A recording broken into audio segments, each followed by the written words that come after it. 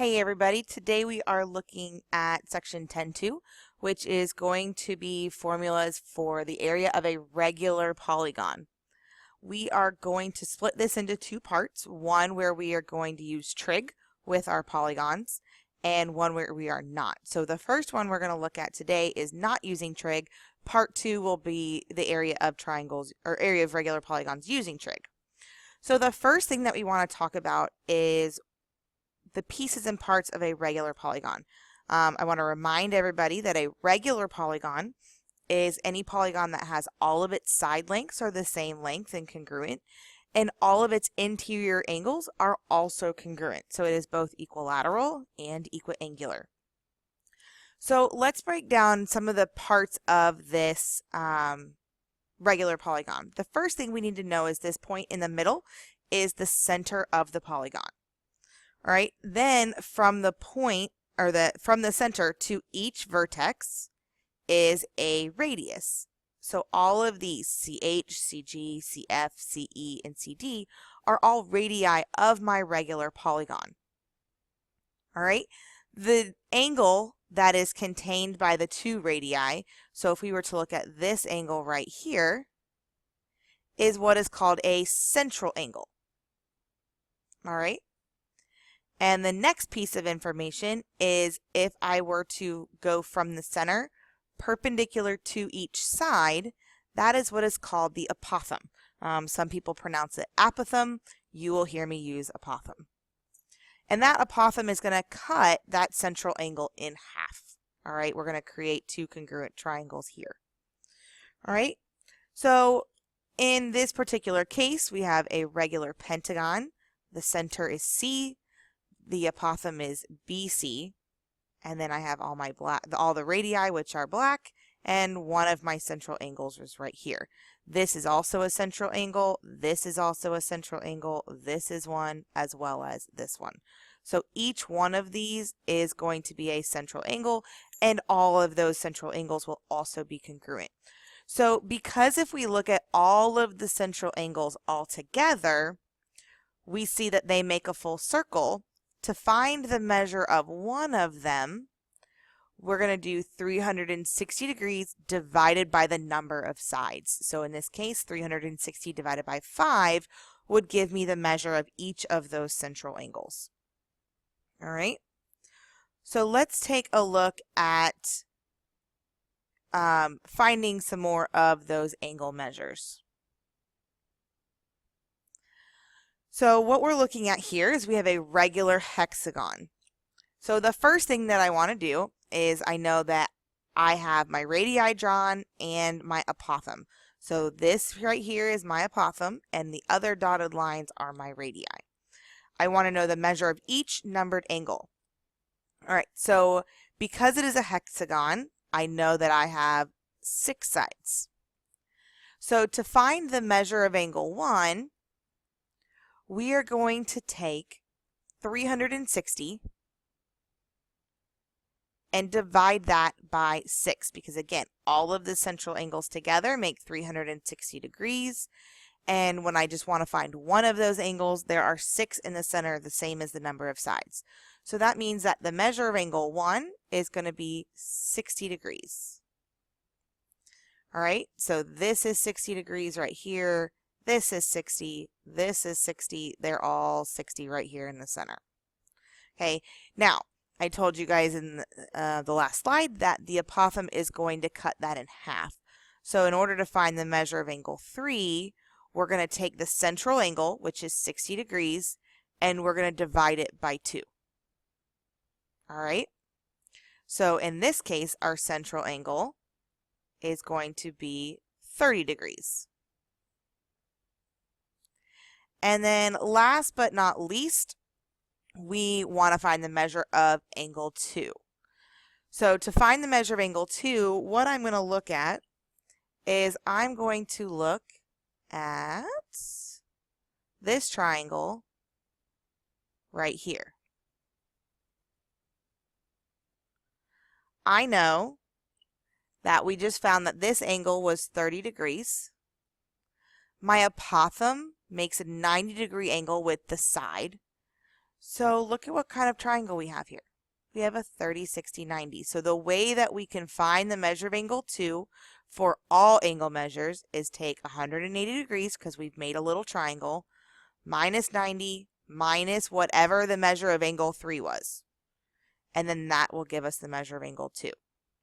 So in this case, that is 60 degrees. The other way that we could find the measure of angle 2 is, remember how we found the interior angles? We did n minus 2 times 180 divided by n. That gave us that this whole angle here is 120 degrees. Well, your radii is going to cut that in half, so we could divide that by 2 to get 60. This is the easier way. I just want to let you know that there is indeed another way to do it by using that interior angle formula. So I'm just kind of going to write that down up here, that n minus 2 times 180 divided by n that we did in chapter 6. All right, so you could do this and then divide that by 2 to get each piece. All right, so if you have questions on that, please make sure you write them down. All right, so the next thing that we're going to look at is the formula for area of a regular polygon. All right, the area of a regular polygon is 1/2 AP, where A is the apothem and P is the perimeter of the figure. One thing I want you guys to make a note of on your notes here is that P is NS. So N is the number of sides, and S is the side length. So we know that because we're looking at regular figures, if I look here, I have a regular heptagon. It has 7 sides. All right. If each side is 10, then I know they're all 10, and you don't have to write the 10s on your notes. Okay, to get the perimeter, I can do 10 times 7. That's all this is because we know that all the sides are the same length. We can just say, okay, I know each side length is 10. How many sides do I have? I've got 7 sides, so I know my perimeter is 70. All right, so that is there for you to help you try to figure out all of your pieces and parts. All right. So let's take a look at applying that formula. All right, I want to know the area of the regular octagon. So one of the things that I always do over to the side, and then I'm going to do for every problem for both parts of 10-2, is make a note of what is my apothem and what is my perimeter. All right, so my apothem here goes from the center and is perpendicular, so it is 14.5. Now, my perimeter, I have an octagon, so I have 8 sides. Each side is a length of 12. So my number of sides is 8. Each side length is 12. So my perimeter is going to be 96. All right, so I like to, off to the side, always list what my apothem and my perimeter are, because then it's easy to plug right into my formula. So my formula is area is 1/2 AP. And again, that little a is the length of my apothem. So that is going to be 14.5. And my perimeter we just said was 96. All right, so when we put all of this in the calculator, I get that my area is 696 centimeters squared. Again, another reminder, do not forget that area is your units squared. All right. Again, if you have questions, just kind of make a note off to the side in your notes. Okay, let's go ahead and take a look at another example. Again, we're still finding area of our regular polygons. So first things first is we're going to look at A. We have an equilateral triangle. When we only have one piece drawn in like this, we only have one piece of information that is currently given to us. Unlike this last example, where we'll pop back here, where we had both the apothem and a side length, I only have the apothem in here. So I have to figure out what the side length is. So in order to do that, we're going to draw in one radius. All right. And then we're going to start finding the measures of those angles. Now, I know, and we've talked about this before, that all of the angles in an equilateral triangle measure 60 degrees. So we know that these are all 60. And again, that radius is going to divide that angle in half. So that means this is going to be a 30-degree angle. This is going to be a 30-degree angle. Well, look what we have here. In this right triangle, I have 30, I have 90. That means this angle right here is 60 degrees. So guess what that means? That means we are still dealing with those special right triangles. I told you in an earlier video that they're not going away. They are still not going away. We're still going to be working with those special right triangles today. So we have our 30, 60, 90, and I want to find this length right here so that way I can find my perimeter of my triangle. All right, so we're going to look here, and I see that this is my short leg, and my long leg is right here. Now, I do not need the length of the radius, so I'm not going to worry about my hypotenuse, even though that's what it is. Okay, so I'm not stressed about it at all. I really don't need it. At least not yet, and I'm going to show you a trick here in a minute. So what I'm going to do is I'm going to write my long leg is equal to my short leg times the square root of 3. And one thing that is sometimes helpful, this one's not too bad, but sometimes when you start getting smaller triangles, it is helpful to draw them out separately. So I'm actually going to do that real quick just so you can kind of see how we can do this right here. All right, let's bring that down a little bit. So I can do this so that way it's not quite so squished in my picture. And again, we're kind of going to label these up real quick. This is 3. This is my 30-degree. And again, this is my short leg and my long leg. So my formula, again, is long is equal to short times the square root of 3. Okay, so that means that my long leg is 3 times the square root of 3.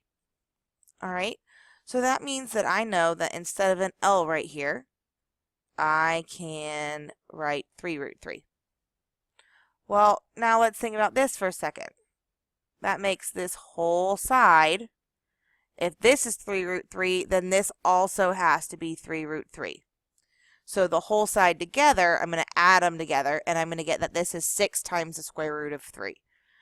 So now I can look at my apothem is 3. And my perimeter, I have 3 sides that each have a length of 6 times the square root of 3.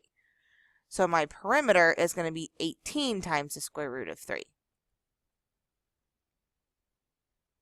All right?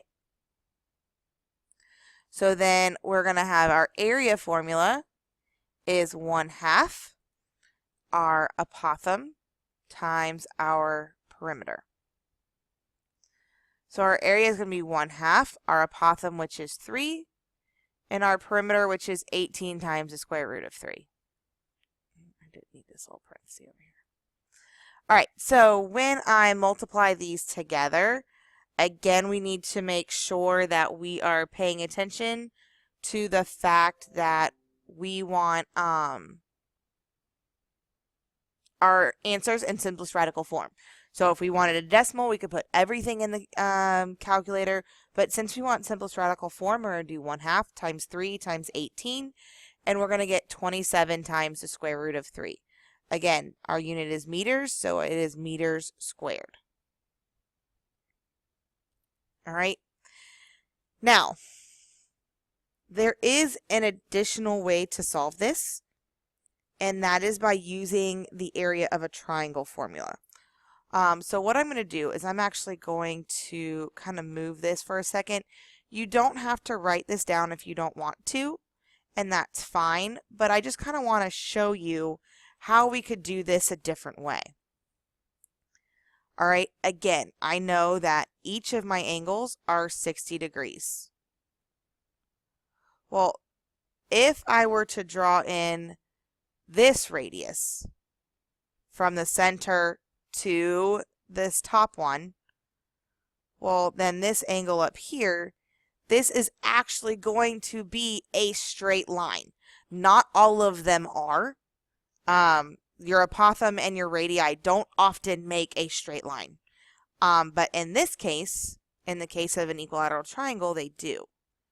So what we know here is if this is 3, remember we said over here that this triangle, this was my hypotenuse. Well, my hypotenuse would be 6. That means this is 6. So this whole triangle, this one here, this whole height is a height of 9.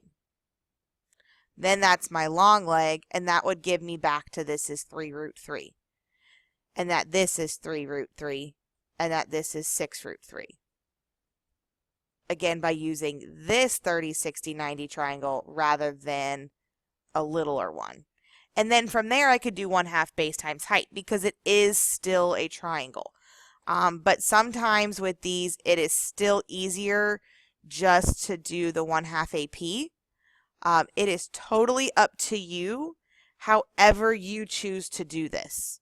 There is no way that is better than another. It's all dependent on what you see and what makes your life easier when you're looking at this. Okay, so just keep that in mind when we're doing these, that sometimes what works best for you might not work best for somebody else on some of these that do have a couple of different ways that we can solve them.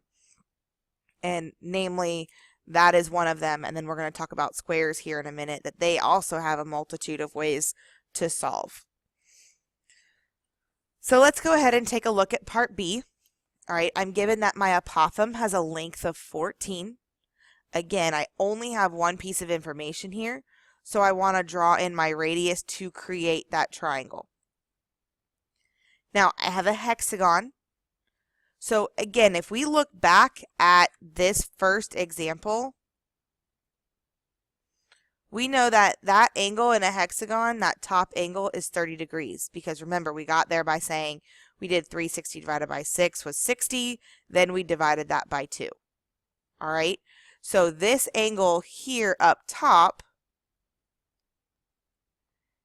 is always going to be 360 divided by the number of sides and then divide that by 2.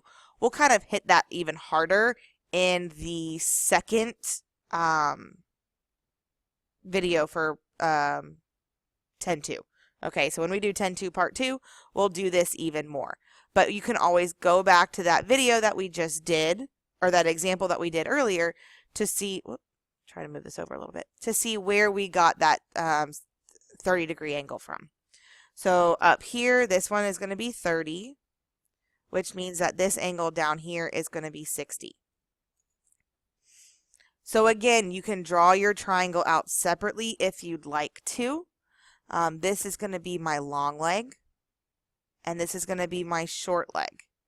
And remember, I'm going to need to double my short leg to get the whole side of my hexagon. So my long leg formula is my long is equal to my short times the square root of 3. So this is going to be 14 is equal to my short times the square root of 3. We need to divide both sides by the square root of 3. So I'm going to get 14 divided by the square root of 3. Remember, we cannot leave this here. So my short side is going to be 14 times the square root of 3 over 3. Now, yes, it's kind of a pain, but don't stress over that too much. It'll work itself out here in a little bit. I'm going to kind of slide over a little bit here to give me a little more room. And then I'm going to take this short side and multiply it by 2. So it's going to be 2 times 14 times the square root of 3 over 3. Remember, this is the same thing as saying 2 over 1. So my side length is actually going to be 2 times 14 is 28. So it's going to be 28 square root of 3 over 3. So this whole side length is 28 square root of 3 over 3. All right. Again, I know that looks ugly right now. It does get a little nicer here in a minute. So my apothem is 14.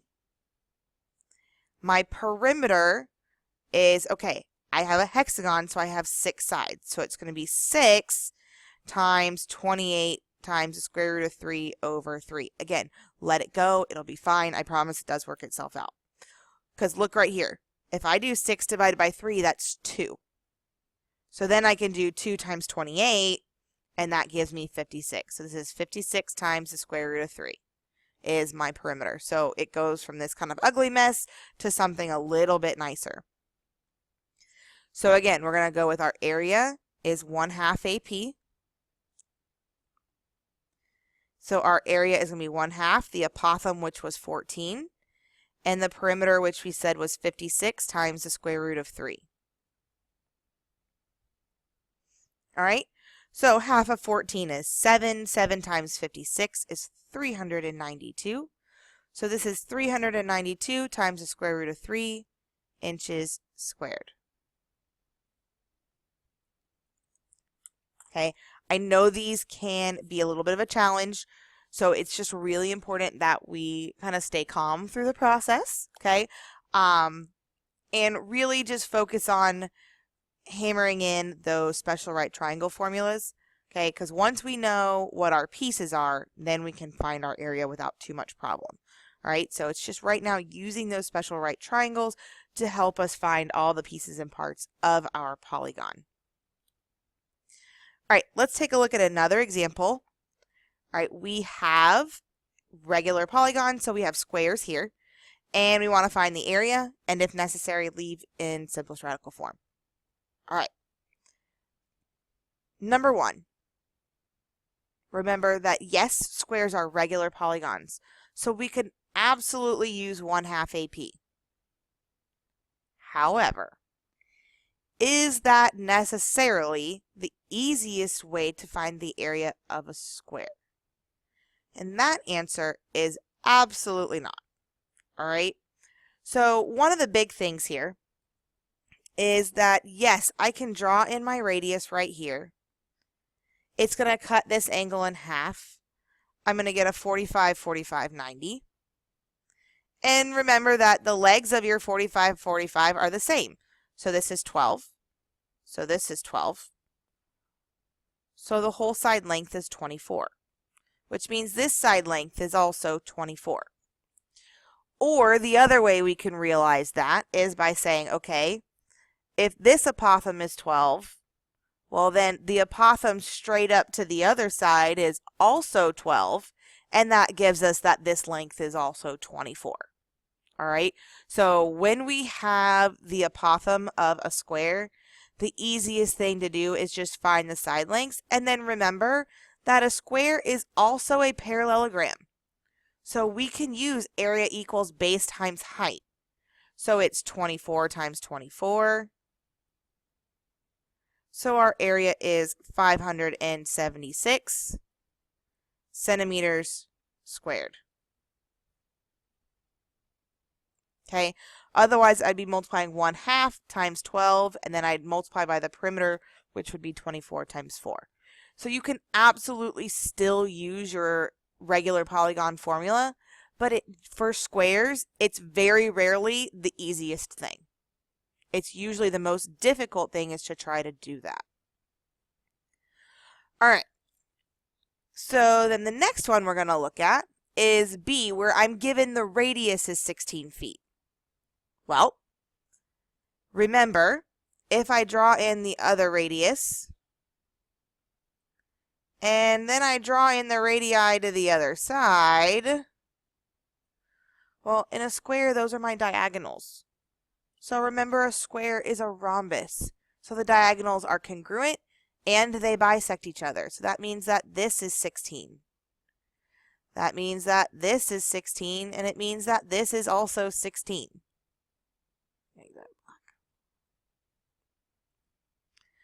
So a square is also a rhombus. So instead of using the parallelogram formula, base times height, or the area of a regular polygon, I can say that my area is 1/2 diagonal 1 times diagonal 2, just like we did in 10(1). Because remember, a square is a rhombus, a square is a rectangle, and a square is a parallelogram. It is also a regular polygon, so you can use any formula you want, whatever one makes the most sense for you. So my diagonals here are 16 plus 16, so both diagonals have a length of 32. So I can do 1/2 times 32 times 32. And when I plug that in, I'm going to get 512, and that is feet squared. All right. So very, very rarely is 1/2 AP the easiest way to find the area of a square. You're usually going to do base times height if you're given the apothem, or you're going to do 1/2 diagonal 1 times diagonal 2 if you're given the radius. Okay? If you try to use 1/2 AP when you're given a whole number radius, I could draw this in right here for my apothem. Well, remember, I'm going to have 16 is equal to my leg times the square root of 2. So my leg is actually going to equal 8 times the square root of 2. So this would be 8 root 2. This would be 8 root 2. This would be 8 root 2. And then I'd have 16 times the square root of 2 for that whole side length. Then I could do my 1/2 AP. So it's really up to you, but this is easier. Okay? So again, with squares, you have a couple of options on how you want to do it. It is whatever you see, whatever makes your life easier. Totally fine whatever way you choose. Just make sure that your way makes sense to you. All right? We're going to do one more example here. We have a gazebo that is shaped like a regular hexagon. Each side is 5 feet long. So we're going to go ahead and label this with a 5. And I want to know the area of the gazebo, and I want to round to the nearest whole number, okay? So if I draw in the apothem, I know that if my whole side length is 5, each piece here is 2.5. All right? Then I am going to draw in my radius and start figuring out my angle measures. So again, it's important to remember that this top angle, which is half of our central angle, 360 divided by number of sides, then we're going to divide that by 2. So the whole central angle is 360 divided by 6, that's 60 degrees. Cut that in half, we're going to get 30 degrees. So again, hexagons and equilateral triangles are going to give you 30, 60, 90s. With our squares, we're going to get 45s, okay? So when we look here, I need to find the length of my apothem because I know I can do my perimeter right away. My perimeter is going to be 5 times 6 because each 5 side lengths, or 6 sides, each has a length of 5. So my perimeter is going to be 30. Right? But I need to find my apothem. And to do that, I'm going to use my 30, 60, 90. This 2.5 is my short leg. My apothem is my long leg. So my apothem is going to be equal to, because it's our long is equal to short square root 3. So it's going to be 2.5 times the square root of 3. So that is going to be the length of my apothem, is 2.5 times the square root of 3. All right, then from here, we write our area of a regular polygon formula. So it's 1/2 our apothem times the perimeter of the polygon. So 1/2 our apothem we just said was 2.5 times the square root of 3. And our perimeter is 30. Now, because I'm going to start by putting it in radical form first, just to kind of keep us on track with that. So I'm going to do 1/2 times 2.5 times 30. And this is going to give me 37.5. So it's 37.5 times the square root of 3. Now I want to take it to a whole number. So I'm going to go ahead and put that in my calculator. And when I round the nearest whole number, I'm going to get 65 feet squared. Okay, so again, any questions you have on any one of these, please make sure that you are writing them down, asking them in class. This is going to be between today and part 2. It's the more challenging lesson in this chapter. Okay, but I know that we can do it. We can get through it. You've just got to make sure that you ask the questions from me when we get to class. All right? Have a wonderful day. I will talk to you guys later.